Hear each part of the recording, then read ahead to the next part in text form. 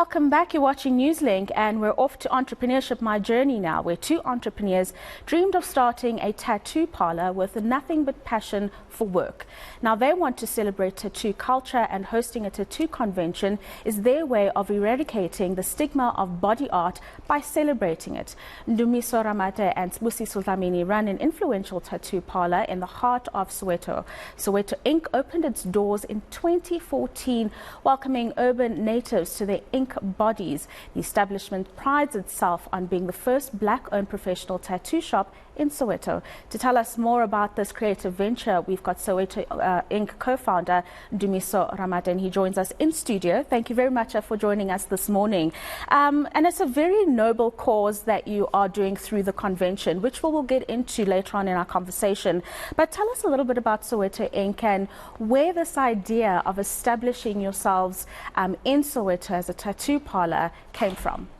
Well, it started way back when I wanted a tattoo.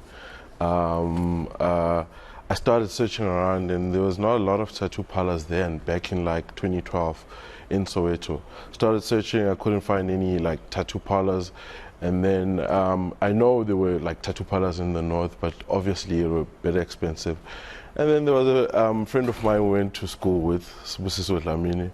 I remember that, oh, he does tattoos in Durban, and he used to be a good sketch artist in school. So I hit him up and said, can you give me a tat? You know, and then he came to Joburg, gave me a tat, and then he sparked the idea of starting a tattoo parlor. Because now whenever he would come to Joburg, I would market for him, you know, the people that want tattoos, and the interest grew every time. And then, you know, he kind of spoke me into the business idea.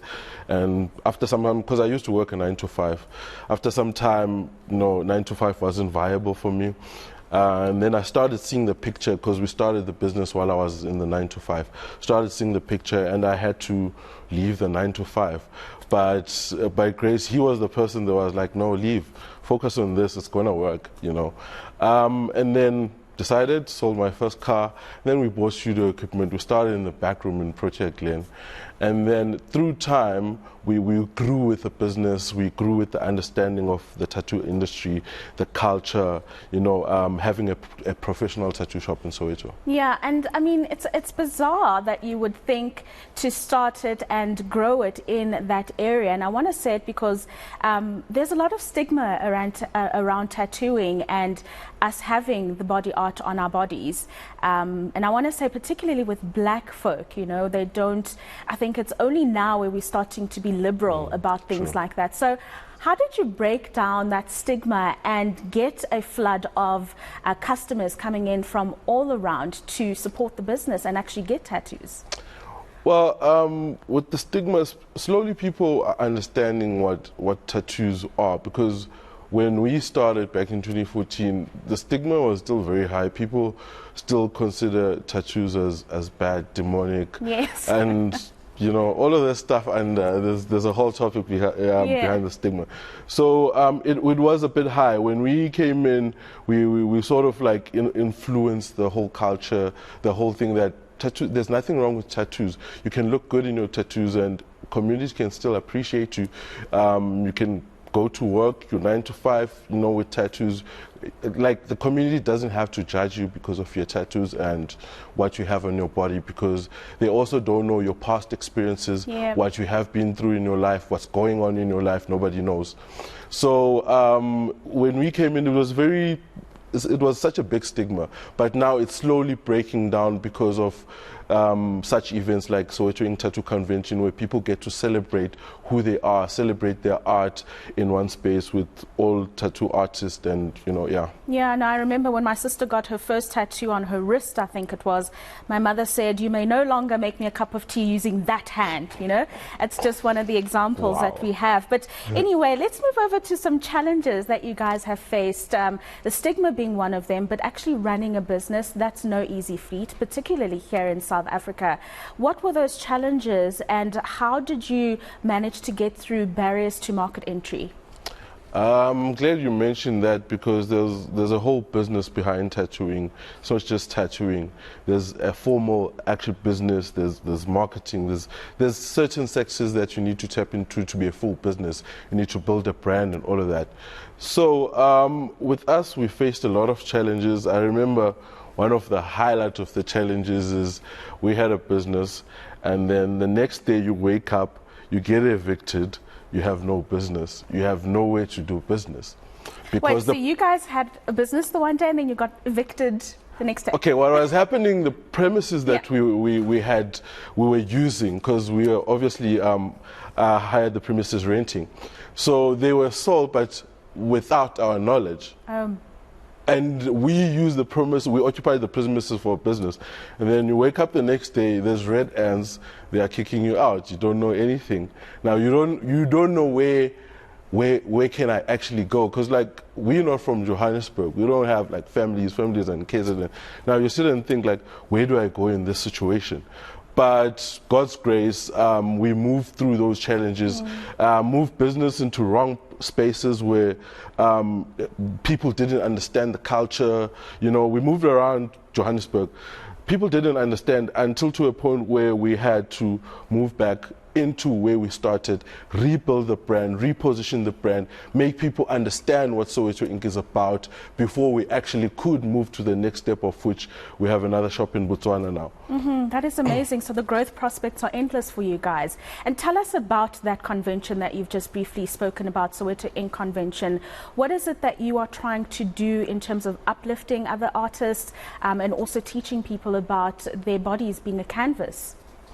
Well, with the convention, we tap into the space where we alert a young person out there that has dream of being an artist, not just a tattoo artist or a tattoo shop, an artist, that it is possible. You can create a business out of, you know, tattooing and being an artist, because there's a lot of question, will it ever make it? And our parents don't believe in that. They're like, you're going to just throw walls or whatever and this is going to make you money. Because those are some of the questions that I was asked when I was starting the tattoo business. Like, how is the tattoo going to make money for you? Like, are you ever going to be able to feed us? You know, those were the questions. But you overcome such things. So with the convention, it shows you sort of the business side of things, the tattoo side of things. It lets you in the whole industry. You get people with body art coming to embrace, without body art coming through to also understand what the culture is about and also celebrate with us, because we have tattoo artists coming from all over Africa and some from UK coming through to the convention. So it's a community of people that celebrate art, that love art, that are about, you know, art. Yeah. We have to speak about employment opportunities that you've been able to create, you know, plowing back into the economy as a small to medium business. Tell us about that journey and the way that you've been able to contribute to the country's economy. Well, with contributing to, we've actually paved a way for a lot of artists to actually see that, you know, it's not just about tattooing. There's a business side. We let that information to the people. Also contributing into, there's people that had, you know, scars where they self-harm themselves, you know, through anxiety and depression, dealing with it. So we also sort of help them tattoo their scars, cover their scars, so that, you know, they see that there is hope, you know, and also not to look at their scars in a way that it brings them pain. They look at art. So in that way, and also us expanding, creating opportunities for other people to step in and be a part of the business. The convention, hiring, you know, multiple people to actually, you know, be a part of the whole ship, because the convention is just not only about us. There's a large scale of people that work under the convention. Yeah, and then anybody watching this interview thinking, I'm a young artist and I really want to get into the business, what kind of advice would you give a young entrepreneur looking to leave their 9 to 5 and venture out on their own? Well, I wouldn't say just yet leave your 9 to 5. Don't do that. Don't just leave. Don't take my advice like that. We all not the same. Our ways that we have to travel are not the same. But there is a strategic way to it, because if you're out there looking to start such a business, you first need to gather information. There's no school for this. There is no school, there is no category under government where you say there's a tattoo school or something like that.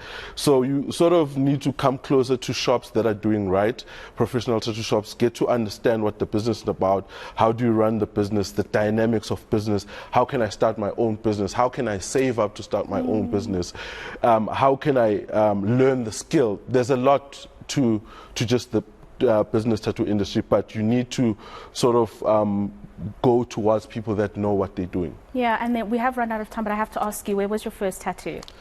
Well, my first tattoo was on my arm. It's a tattoo of my brother. He passed on. Yeah. See, that's not demonic. No, not at all. It's in remembrance and in honouring of your sibling. Thank you so much, Ndumiso, for joining us this morning. That is a co-founder of Soweto Ink, Ndumiso Ramate, joining us this morning, speaking about the business, but also the significance of body art, and that it's not as taboo as you would think, Mummy.